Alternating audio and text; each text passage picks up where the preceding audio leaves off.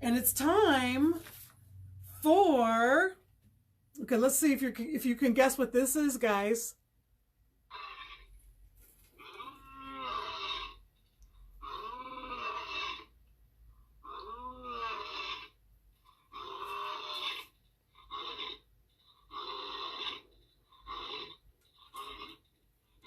You're right. It's time for Wildlife Corner. Wildlife Corner.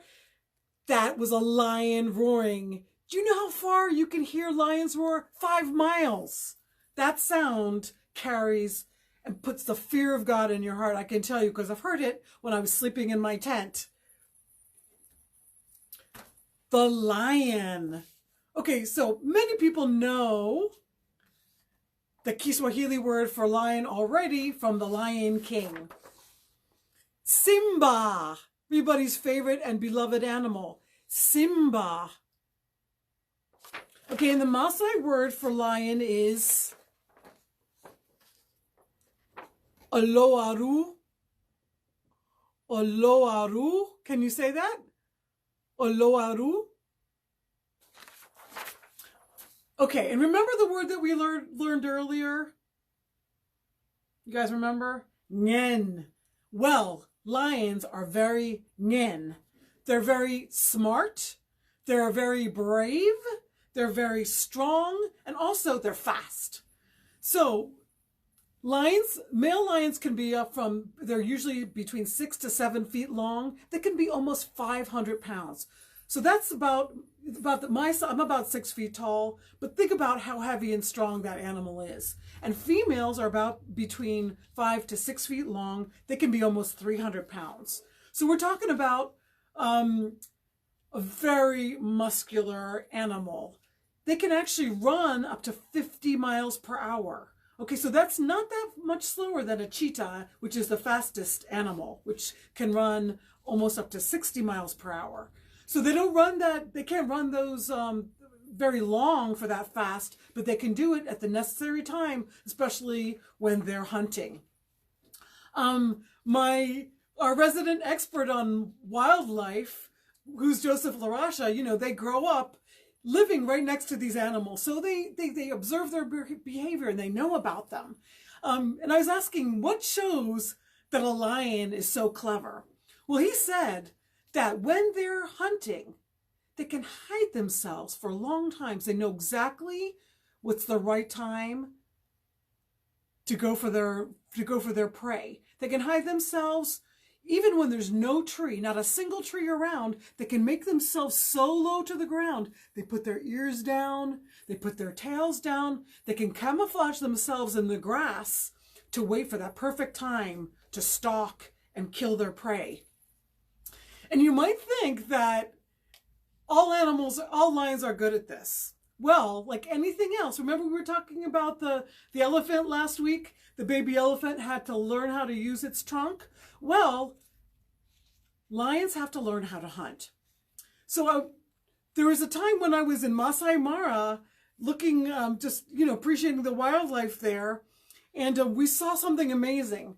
There was a mother lion with her four boy cubs, not babies, but probably maybe a year or two old.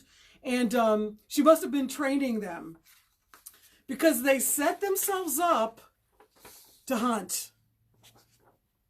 So what they do is they space themselves out and somebody goes ahead, one of the lions goes ahead to try to flush out the animals. Well, guess what happened? This young and kind of rash individual got up there and he blew it. He started running after the animals. He hadn't planned it well, and they all dispersed and they got nothing.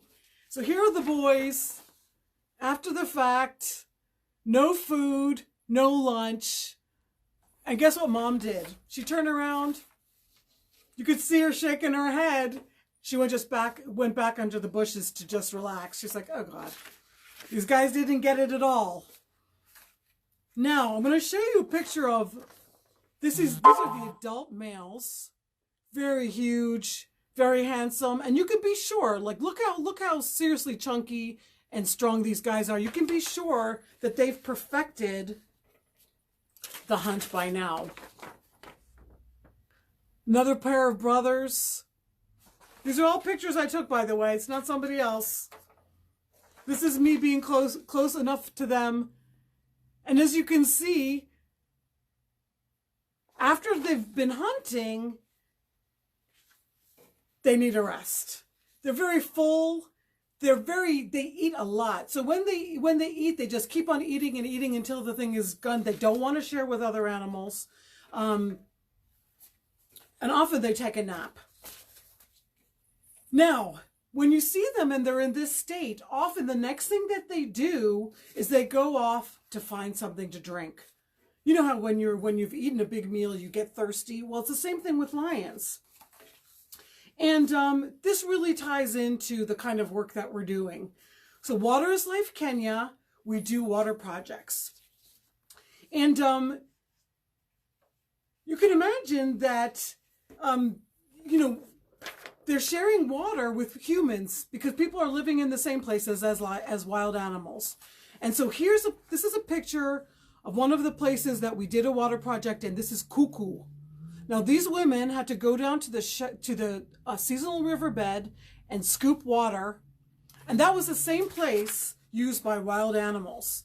In the drought time, the water would be even less available. So when they would scoop it, in the drought time, the water recharges even less quickly. So ladies would be waiting there for hours and hours waiting for the water. And sometimes they would have to go back at night.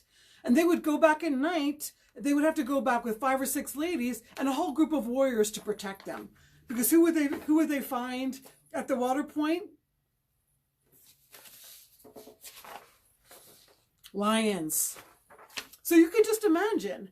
And so the amazing thing that we were able to do in Kuku was to drill a well for them that solved this problem. So here's a picture of Joseph Larasha on the drilling day where we hit water in Kuku.